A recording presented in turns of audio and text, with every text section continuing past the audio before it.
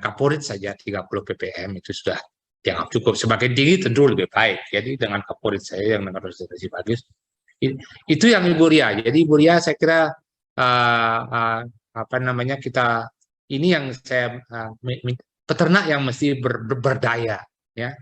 Saya ingin sekali lagi memberdayakan peternak berdaya untuk mengatasi dampak PMK sehingga dampaknya minimum. Karena mengandalkan pemerintah sendiri, saya agak skeptis mengandalkan pemerintah. Ini yang mestinya adalah saya kira saya akan lebih manjur gitu kalau kita mengadvokasi peternak. Nah, acara ini juga saya tadinya greget saya itu adalah ingin mengadvokasi peternak, termasuk mengadvokasi teman-teman yang di daerah yang bebas, termasuk di negara yang bebas.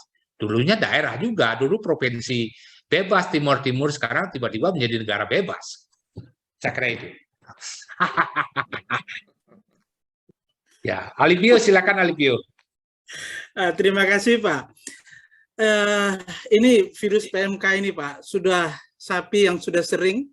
Padahal ruminan kecil sama babi juga sensitif, tapi kok sampai sekarang belum ada laporan dari ketiganya itu Pak. Apakah hubungan dengan strain virus PMK yang sekarang atau bagaimana Pak? Iya, karena belum ada laporan sama sekali dari babi, kambing sama domba. Wah, ini pertanyaan profesor ini, sulitnya minta ampun nih profesor nanya ini. Tuh lihat kepalanya sudah bersinar itu, mata kepalanya udah. Saya kira ini, saya lihat tadi, ya, makanya babi dan sapi dan kambing domba itu cenderungnya adalah lebih ringan dan pincang. Tapi barangkali ini, makanya acara ini saya adakan karena sering bertemu dengan peternak. Apa namanya, kaki babi saya lepas, kukunya lepas. Itu kan mungkin karena apa? Karena ketanjung atau apa namanya, kena bahan benda keras. Itu bisa saja PMK sebetulnya. Tapi tidak menjadi, karena perhatian mereka adalah PMK itu mulut berbusa. Nah itu. Nah karena itulah sekali lagi untuk teman-teman bahwa baik, terima kasih. Saya akan menyoroti babi dulu ya, karena di Bali ini kan babi banyak sekali. Kenapa babi? Kebetulan tahun 85 saya diminta menyidik wabah penyakit babi, PMK babi di Semarang. Kemudian 83 saya terlibat juga di PMK sapi dan kerbau itu di Jawa Timur dan Jawa Barat. Babi dulu. Babi benar gejalanya itu tidak begitu jelas. Tidak seperti sapi ada hipersalivasi, tetapi yang menyolok itu pincang sama ada lepuh, atau tadi dibilang lepuh itu yang di hidung itu. Kemudian yang kuku sampai lepas itu pada babi yang lantainya keras. Nah ini sekarang babi kan tidak dilepas lari di tanah. Sekarang kan sebagian besar kan di kandang yang di semen. Nah itu yang bisa lepas. Tapi mudah-mudahan jangan sampai ke babi. Karena benar, tadi babi mengeluarkan, kalau tertular itu mengeluarkan virus lebih banyak dari sapi.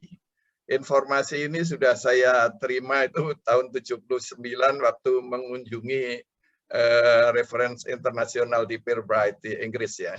Itu tentang babi. Kemudian tadi menyinggung vaksin yang dari Eropa. Saya pikir ini bisa dibantah, bisa silakan. Ini opini saya. Saya kira produsen vaksin itu tidak gegabah.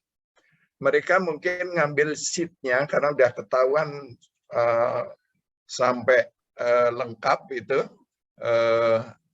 mungkin mengambil dari Pirbright karena semua tipe itu ada di sana dan wajib ya kalau terjadi wabah itu harus mengirim. Saya pikir Indonesia sudah mengirim ke Pirbright. Itu tentang vaksin. Dan mudah-mudahan saja itu tepat gitu. Cuman tidak berarti bahwa hanya begitu saja. Ini pesanannya jutaan ya. Mungkin bukan dari satu pabrik, mungkin ada 2-3 pabrik atau mungkin lebih. Nah, ini yang harus dicatat itu juga nanti evaluasinya itu yang penting untuk siap. di lapangan, karena itu juga harus dilihat beberapa hari setelah vaksin itu kena. Ya kalau baru 1 minggu divaksin kena ya masuk akal, bukan berarti vaksinnya jelek. Tapi kalau sudah 1 bulan masih kena, ya itu yang harus dilihat. Siap. Kemudian tadi Prof. Mardika menyebut dexamethasone untuk anti radang ya. Saya pikir itu sebaiknya nggak usah dikasih anti radang. Ini pendapat saya pribadi, karena itu dia imunosupresif itu. Jadi kurang baik malah. Kemudian, oh iya, saya setuju itu lepuh itu spesimen terbaik untuk karena saya sendiri membawa waktu itu lepuh di Semarang itu ke Surabaya dan itu langsung positif. Nah, yang ingin saya pertanyakan, di panduan itu ada darah juga gitu. Saya pikir darah itu hanya positif waktu viremia, virusnya di sana. Kalau udah lewat viremia, ya akan percuma saja. Nanti bisa menjadi false negatif itu nanti. Itu pemikiran saya. Tapi nggak tahu pertimbangan. Mungkin itu dulu supaya nggak terlalu panjang, Prof. Mardika. Ya, siap, Pak. Sekali lagi saya salut dengan adanya ini diskusi ini memberi pencerahan kepada semua teman-teman. Terima kasih, Prof. Terima kasih, Pak Son. Sekali lagi catatannya adalah untuk ternak Bali jangan berharap dapat vaksin dalam waktu 1-2 bulan ini atau 1-2 minggu ini ya. Artinya kita vaksin masih kurang. Dan yang kedua adalah ada peluang untuk mengembangkan vaksin sendiri. Kan begitu, Pak Son ya? Jadi kalau mau agak sulit ini mungkin agak sulit untuk mengembangkan sendiri ini karena kalau mau mencoba ya silakan, cuman ini untuk jumlah besar ini terutama ini waduh repot. Ya, maksudnya begini Pak Son, teknologi sudah berkembang, tidak lagi virus inaktif seperti yang dibuat oleh yang sekarang beredar. Yang gen base seperti yang dibuat waktu COVID, yaitu mRNA, DNA maupun adenovirus, lab saya sudah mampu, Pak Son. Lab saya sudah mampu membuat DNA vaksin, RNA vaksin, dan adenovirus. Jadi tidak lagi menggunakan virus utuh. Tidak. Ya, itu luar biasa. Cuman memerlukan safety and potensi itu kan perlu waktu juga pengujian di lapangan. Nah itu yang memerlukan waktu cukup lama, padahal kita darurat ini. Itu. Siap, Pak. Bukan, terima kasih, Pak Son. Terima kasih. Tidak. Oh ya, terima kasih. Oke. Jadi tentang dexamethasone tadi, yaitu alternatif lah. Tentu harus pemberiannya yang secara terkendali. Jadi saya kira atau Deladril atau seperti paracetamol yang suntik. Itu mungkin ya antipiretik itu sebenarnya saya besok rencana ke lapangan ini ke yang diduga ada PMK di sana. Saya sudah membawa ya oleh-oleh untuk peternak gitu biar ada sesuatu yang bisa mengobati ya, termasuk ya anti radang atau antihistamin yang saya siapkan. Tapi mungkin karena kondisi hari ini mungkin saya cancel. Silakan Pak, siapa lagi tadi? Pak Deon, silakan Pak Deon. Profesor Deon. Prof, bisa diulang lagi Prof untuk ininya cara penyebaran PMK terutama pada babi, karena saya pelihara babi. Iya, itu bisa lewat udara ya? Ya. Tadi semua sebentar loh. Jadi semua potensinya pertama adalah tentu orang pakan ya, pakan dari satu kandang ke kandang lain. Ini ASF sudah mengajar pada kita luar biasa ini. Ada kandang yang tertular, maka pakannya dikembalikan kepada supplier menjual lebih lanjut. ASF tidak terkenali pakan, Secara kemudian orang itu tidak harus lewat pernapasan, Bu Ria ya, tapi mungkin secara pasif, mungkin mencemari rambut, mencemari pakaian, mencemari sepatu, mencemari kulit, misalnya tiba di kandang, kemudian akhirnya masuk ke dalam tubuh babi. Jadi semua perantara ini virus mudah sekali menular, mungkin lebih mudah dari ASF atau sama mudahnya. Kalau ASF barangkali 1 gram limpa itu misalnya dari ASF itu bisa membunuh 100.000 ekor babi. Sangat infeksius.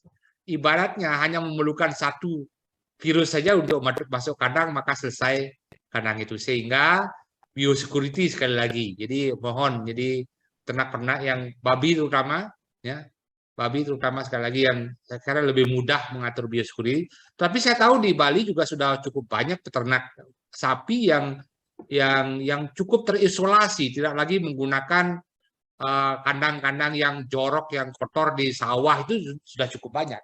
Untuk ternak yang sudah mempunyai confinement atau kandang tertentu, saya kira paranet untuk mencegah nyamuk, kemudian sprinkle desinfektan, mungkin otomatis seperti di hotel setiap 10 menit gitu keluar air sprinkle, sehingga benar-benar kandang itu, udara kandang selalu dalam desinfeksi. Saya kira dengan cara itu ASF sudah mengajar kita banyak sekali bisa tertolong. Saya kira PMK juga bisa tertolong dengan itu. Saya kira itu saja ide saya. Jadi saya dengan segala macam, Bu Ria, segala macam tikus, nyamuk, apa saja yang bisa masuk kandang itu berpeluang untuk membawa virus secara mekanis. Mungkin tidak, tubuhnya tidak tertular, tapi mungkin secara mekanis itu bisa masuk. Itu yang harus dijaga. Karena gini Prof, kalau kita di Bali itu kan karena sudah ada pengalaman ASF, jadi beberapa kandang memang rata-rata di Bali sekarang sudah tertutup, terutama kandang babi. Yang jadi masalah ini kan kandang sapi di Bali itu tidak ada yang tertutup. Kalaupun tertutup kayaknya kecil banget, karena pemeliharaan sapi oleh peternak rakyat itu biasanya secara masih tradisional, kadang dilepas atau hanya sekedar diikat. Nah, apakah ada kemungkinan penularan di sana kalau misalnya nih ada kandang babi, kemudian di sekitar kandang babi ada peternak rakyat sapi yang ternyata sapinya terindikasi kena PMK, apakah kita juga berisiko ya? Iya, Ria. Sangat berisiko ya. Jangankan sapi ke babi, jadi bahkan hewan-hewan yang secara biologis virusnya tidak berkembang biak, misalnya anjing kucing misalnya, virusnya nggak berkembang biak dalam tubuhnya, tetapi secara mekanis bisa memindahkan dari kandang satu kandang ke kandang yang lain. Jadi saya kira ASF sudah banyak mengajar peternak di Bali untuk bagaimana menerapkan biosecurity yang ketat ini. Saya kira ini untuk peternak babi itu pasti bisa mestinya diterapkan. Sedangkan untuk peternak sapi sekarang dengan PMK ini, saya kira teman-teman peternak juga mesti berubah lah sedikit ya. Jadi yang kita beternak sapi itu ya nanti menghasilkan uang bahkan harganya puluhan juta, 15 juta, kok tidurnya di atas tai gitu, barangkali seperti itu. Jadi marilah naikkan sedikit derajat kesejahteraan hewannya. Kemudian ya kering, tetap kering. Tadi kalau misalnya pincang, babi atau sapi pincang, ya mungkin dengan antibiotika, kemudian dengan iodium tinctur, tetapi di udara, di lantai yang kering, jangan lantai yang kotor, tentu akan kontaminasi hebat dan justru gejalanya semakin hebat. Jadi saya kira ini kita bisa pakai lah, Bu Ria. Bila perlu beli yang tehel tuh peternak di samping babi semua dikasih tehel ternaknya, saya kasih tehel semua gitu kan. Wih, langsung dapat lagi Prof, langsung dapat surga Ibu Ria, nanti ahli surga jadinya. Kalau sampai saat ini apakah sudah ada daerah yang terkena PMK untuk peternak babinya ya? Apa sudah ditemukan? Iya, ada informasi tersedia, kecurigaan, tetapi sekali lagi semuanya adalah misinformation, informasinya salah. Jadi tidak ada, memang tidak hanya pincang dan sebagainya, jadi kepincangan atau kuku lepas itu ada. Tapi kemudian mereka menganggap itu bukan PMK. Inilah kenapa saya ingin mengadakan acara ini gitu. Jadi bahwa informasinya harus lengkap begitu, bahwa babi tertular. Nah, ini barangkali setelah acara ini mungkin banyak peternak termasuk si Gamal ini nanti, Pak Alexander Kasim mungkin menyampaikan, oh di kandang saya juga kena misalnya. Itu maksud saya, Ria. Jadi intinya adalah saya ingin memberikan informasi yang komplit, yang lengkap. Ya, terserah setelah terhidang sekarang komplit lengkap, ya dipakai monggo, alhamdulillah, sekarang terima kasih. Enggak dipakai ya silakan. Oke. Sekali lagi saya juga ingin memberdayakan peternak Bali. Kalau sekali lagi untuk memberdayakan bahwa kita mampu menekan itu. Jadi seperti tadi, dengan menekan pada babi, otomatis juga menekan wabah PMK lebih luas daripada sapi. Jadi semua peternak babi menjadi ahli surga juga nanti, kan begitu. Singkat tuh, Pak Dion.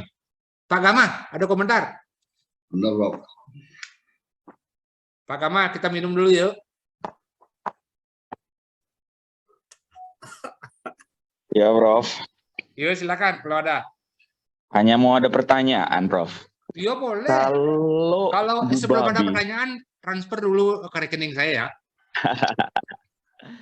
Prof mau tanya, Prof. Kira-kira kalau PMK masuk ke babi, itu angka kematiannya dan angka penularannya apakah sesignifikan seperti ASF? Iya. Angka kematian tidak seperti ASF. Kematian itu pada mungkin yang lebih muda, dengan tadi yang disebut dengan jantungnya seperti seperti macan gitu.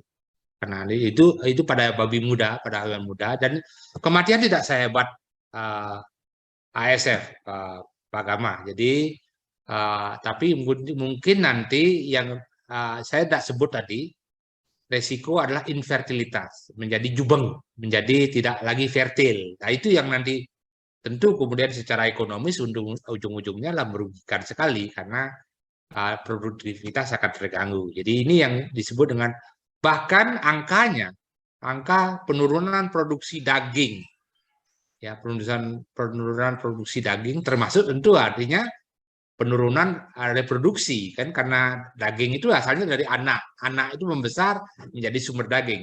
Penurunan produksi daging suatu negara dan susu suatu negara akibat PMK rata-rata sekitar 50%. 50. Jadi cukup besar. Di sini ini termasuk tadi karena nanti dampaknya pada fertilitas. Itu yang mesti kita jaga, Pak Gama. Gitu. Ya. Kematian langsung yang membuat kita berair mata darah seperti ASF mungkin tidak terjadi. Tapi kematian jangka panjang, kemudian tagihan bank tidak terbayar, gitu, mersinya nggak lunas, ya ini bisa terjadi jangka panjang, Pak Gama. Ya, makasih infonya, Prof. Thank you. Siap. Sip, silakan. Kalau tidak ada lagi, masih ada dari Timor Leste. Ya, sudah ada lagi. Silakan, Krisna, tutup saja. Terima kasih sekali lagi. Mungkin satu aja yang pendek. Yo, ngomong, silakan. Ngomong Bali. Alif, yo, minta kamu ngomong Bali. Sudah lupa semua, tapi masih ingat semua, Pak. Oh ya, semua. Oke, good.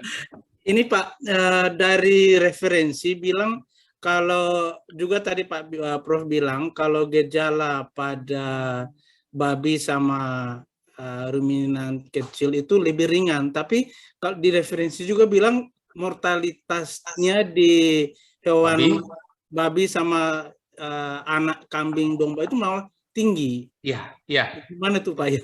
Ya betul. Jadi itulah saya sebutkan, jadi yang disebut tiger herd itu justru terjadi pada anak-anak hewan, ya saya sebut anak hewan. Anak sapi juga ya, tapi memang kejadian lebih tinggi pada anak babi. Hmm. Tapi overall ya, ketika kita menyebut mortality, nah ini ilmu epidemiologinya kan gitu, jumlah kematian per jumlah total populasi, sehingga mortality rate mungkin dianggap low, ya rendah gitu ya, di sekitar 3% atau di bawah 3%. Di bawah 5% lah barangkali kalau mau aman. Ada beberapa angka yang menyebut hanya 1%. Nah, untuk diperhatikan juga, Alipio, jadi ilmunya di daerah wabah baru, new epidemic, new episodic dengan daerah endemik itu beda. Nah ini, jadi kalau daerah new epidemic mungkin agak lebih tinggi dibandingkan dengan daerah yang endemik. Oke. Ya begitu ya. Makasih Pak. Sukses. Sukses semua. Nah, oke. Jadi untuk mungkin nanti ke depan mungkin saya sama Dr. Alberto Agustino masih menghubungi Bapak. Siap, saya siap saja. Saya menunggu undangannya Dr. Tito nih ke Dili. Kita usahakan Pak. Ya, siap. Ya. Demikian saya kira sebelum ditutup oleh sekretaris saya, Ibu Sutisna Dewi. Sekali lagi ini saya bermaksud untuk hanya tidak menggurui, ya. Saya hanya men-share informasi yang komplit tentang PMK, ya. Komplit untuk masyarakat, tidak komplit untuk ilmuwan tentu saja. Tapi kemudian yang paling penting adalah bagaimana kita masyarakat peternak itu mampu berkontribusi menekan dampak dari PMK ini. Ini tujuan saya mengadakan ini.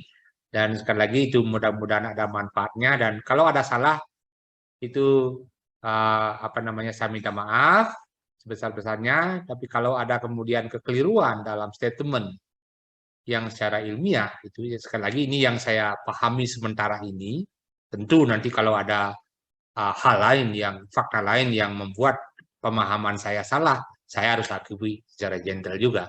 Demikianlah sains, demikianlah ilmu pengetahuan. Dan ujung-ujungnya ilmu pengetahuan mesti berguna untuk masyarakat. Untuk mewiguna kata orang Bali. Kan begitu Alpio, mewiguna, berguna bagi masyarakat. Mudah-mudahan berguna, dan saya tutup dengan selamat siang. Om Santi Santi Santi Om. Silakan Tisna tutup. Masih Bro. Belum online, belum mute. Belum mute, Tisna. Belum mute. Oke, Ya. Sudah, Prof. Sudah. Oke. Baik, sebelum acaranya ditutup, Prof, ada bisikan nih diminta untuk foto bersama dulu. Saya minta untuk para peserta untuk meng-on-kan kameranya. Oh, silakan. Ya. Kalau memang sudah tidak ada pertanyaan lagi ya. Ya, sudah. Oke. Cukup sepertinya, Prof. Baik, Ya, teman-teman siap. yang belum atau kolega yang belum. Dokter Adi mungkin belum.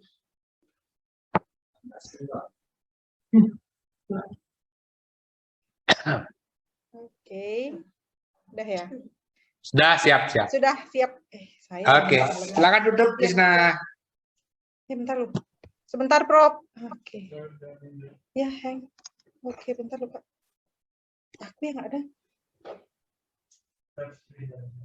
Oke, kok aku yang hilang, Kak?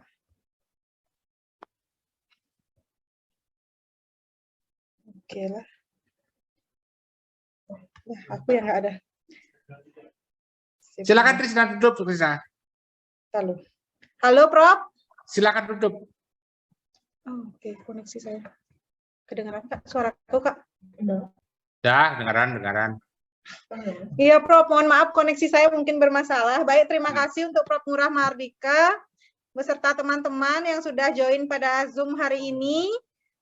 Kami dari Labiomedik mengucapkan terima kasih banyak, dan apabila ada salah-salah kata atau kekeliruan, terutama karena dijanjikan di Zoom, di YouTube kita live streaming ya, karena ada kendala, mohon maaf. Mungkin untuk Zoom berikutnya kita bisa lakukan di live streaming di YouTube. Baik, saya ucapkan terima kasih.